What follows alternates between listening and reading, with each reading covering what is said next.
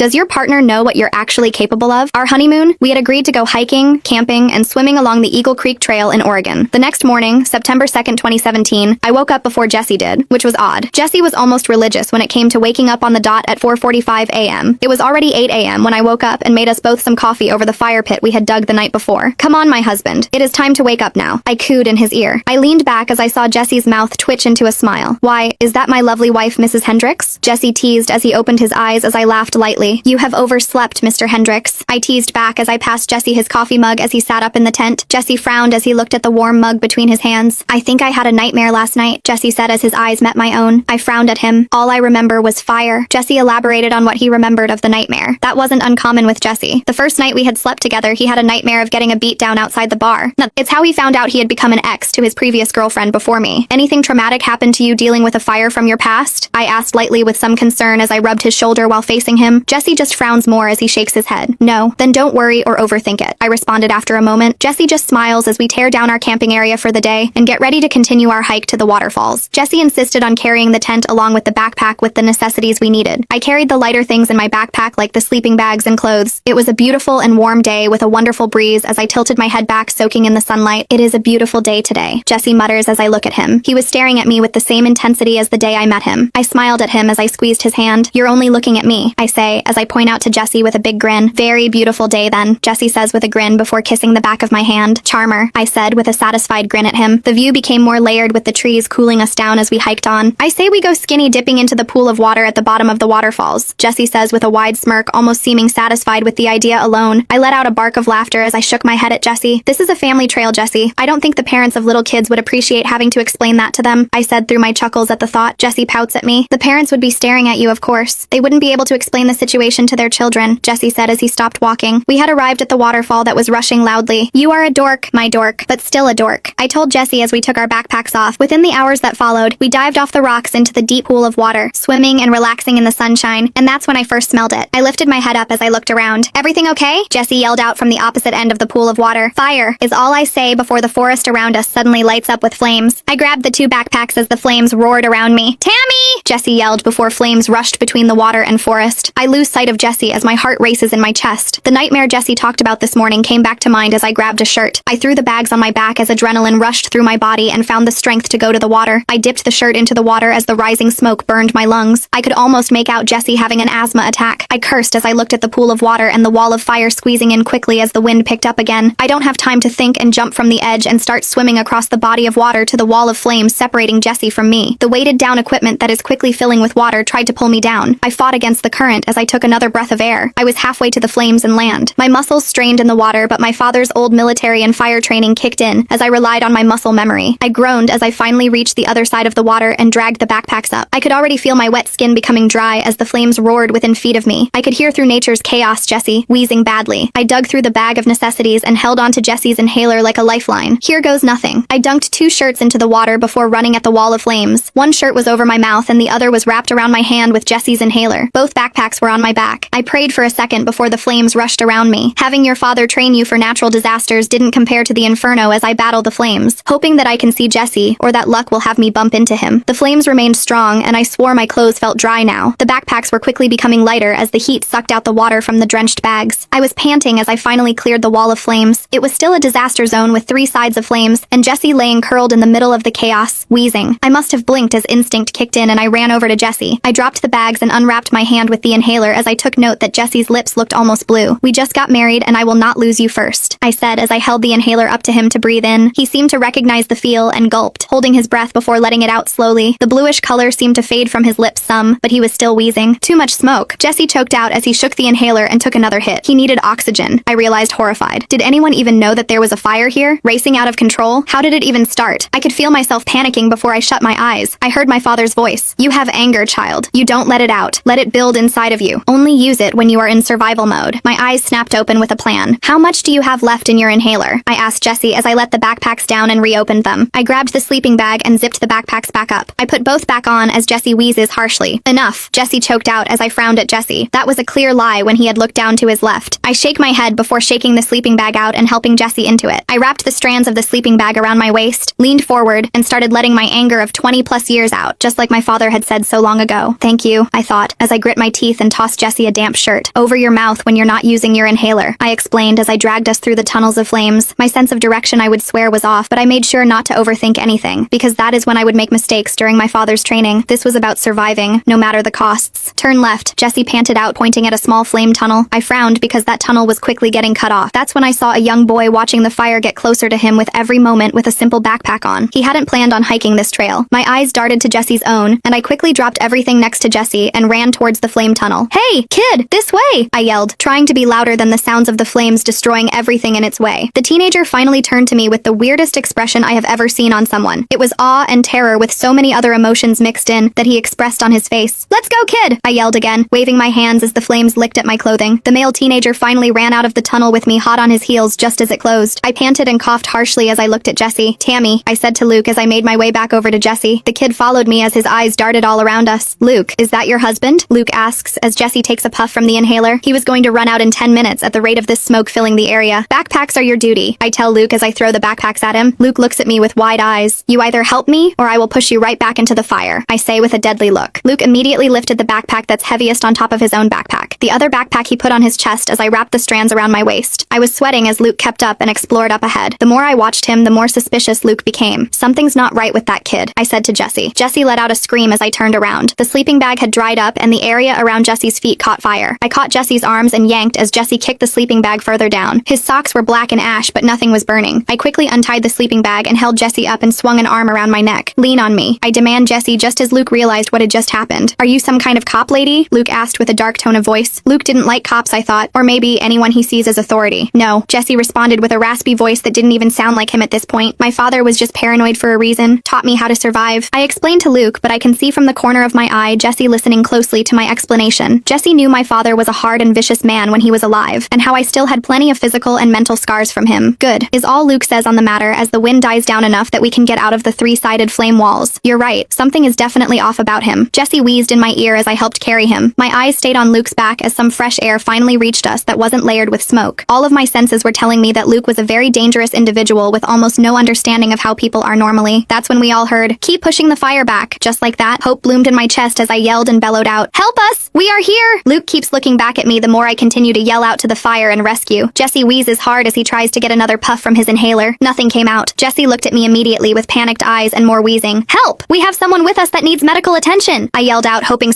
any of them would hear us. "Can you hear us?" was someone's reply to my own. I swallowed hard, noticing how dry my mouth had become. "We are here and can hear you," someone else yelled back. "What do you need?" the person barked out in concern. "Inhaler for my husband," I shouted back with urgency. Jesse's lips were starting to turn blue again and quickly. "Follow the sound of my voice," someone else yelled. How many people were talking? I couldn't answer that, but everyone was trying to get us out of the fiery inferno that is still pushing towards us. I started following the voices before I let out a scream. Someone had just put their hand on my shoulder, and a plume of ash and soot drifted into a cloud before settling again. Jesse wheezes hard enough that he shakes my whole body, and the man's hand off my shoulder. "Let me help you, ma'am," the man said as I turned to face him. He was a part of the fire and rescue. That's when I noticed how my arms were shaking violently in exhaustion. I looked at him and simply nodded as he took the other side of Jesse. "Come on, kid!" I shout at Luke, who hasn't spoken since we first heard the voices. Luke quickly kept pace with the heavy and fast pace the man and I carried Jesse set. I let the man lead the way as I started noticing my second-degree and third-degree burns, yet it started to feel more like an itch that needs scratching. I was staggering as another person rushed over and took my spot in helping Jesse walk. Jesse wheezed at the switch of position. "Please help my husband." I repeat, unsure of what else to say with the urgency I felt. Turning around on the mountainside, my mouth dropped at what I saw. Hundreds of acres are burning down as the wind keeps pushing the fire more and more. We were just in that, I thought wildly. "Ma'am, you need medical attention," a woman said out of nowhere. She was standing behind me as I turned around to her. "Can you help my husband?" I asked, still not feeling all of my own pain yet. "Your husband is getting help. He's worried about you," the woman said as she gently held my arm and led me to the medical camp they had set up. I walked almost like a zombie as I felt unreal. This whole situation felt unreal, especially when I walked past an officer frowning at a teenager who cried. "You have to believe me, sir. I didn't do it. My friend was the one to light the fireworks and throw them," the teenager pleaded with the officer. I frowned as I stopped following the woman who was leading me. "What's wrong?" the woman asked me as I walked over to the officer and the teenager. "What's the name of your friend?" I demanded with a harsh frown on my face. My gut was telling me that I already knew the answer. The teenager sobbed loudly as the officer looked at me. "And who are you, ma'am?" the officer asked. "I'm the dang woman who was caught between a wall of fire and her husband was on the other side," I said, taking a step towards the the officer, and I ran into it. That's who I am, sir, I said directly in the officer's space. The officer looked me up and down, still covered in ash and burns with torn clothing. He nodded at me as he took a step backwards. I looked back at the teenager with a glare. Answer me. What is your friend's name? I asked the teenager with a stern tone of voice. The teenager stared at me as they continued to cry. Luke. It's Luke, the teenager said as he broke down crying hard enough that his body was shaking. My insides freeze at the words this teenager just said. Luke started this fire on purpose? I asked with a deadly tone of voice. The teenager must have been scared looking at me as he nodded fast. Yes, that's the truth, the teenager broke down as he started repeating himself. It's the truth. It's the truth. My eyes scanned the area looking for the kid. I was going to punch him even if he is underage. Do you know this person, ma'am? The officer asked suddenly for attention. Yes. My husband saw him first and I rescued him from a flaming tunnel collapsing in on itself, I said as I grinded my teeth together as I spotted him standing looking at the fire. The officer tried to grab me before I ran towards Luke. You arsonist murderer! I yelled at Luke, who looked at me with a look that sent shivers down my spine. I didn't hold back when I reached him and threw a right hook, just like my father taught me to. I knew I broke a bone when Luke yelled out in pain. My eyes were wild as the officer caught up with me and was holding me back. Another officer cuffed Luke as I continued screaming at Luke. Luke never said anything. I think of that moment as I learned I was 6 weeks pregnant at the emergency camp that was resurrected for survivors found. Phoenix was staring into the fire pit as I roasted marshmallows for the three of us. Jesse squeezed my hand. I worried in these moments because I swore Phoenix would have the same looks as Luke did when it came to fire. I looked at Jesse as I kissed him. Mama, that's so gross. What about the cooties? Phoenix asked with a scrunched up face. I chuckled lightly as Jesse grinned at me. I'm already infected, I say with an evil grin towards Phoenix as Phoenix lets out a yelp as I immediately lean down and kiss her cheek. Now you're infected too, I whispered in her ear as Phoenix giggled at me. Jesse just smiled at the two of us. After the fire, Jesse joined and became a hired hand paid by the state to be a firefighter. Jesse still loves going for wild hikes during the weekend, usually dragging Phoenix and I along. I was the one that started having nightmares. It didn't end till Phoenix turned 2 years old that they started to fade, and that was 3 years ago. Even in the quiet moments in our backyard with an open flame, someone had to be by it. It was the only way I could function around it. I looked at Jesse. Jesse just nods at me as he takes the marshmallows off the stick and creates s'mores with Phoenix. Thank you, I whisper into Jesse's ear as I stood up with my burn scars being illuminated by the flames that almost matched as I walked into the house to go to the restroom and grab more marshmallows. I wonder whatever happened to Luke, I thought to myself as the door swung shut behind me.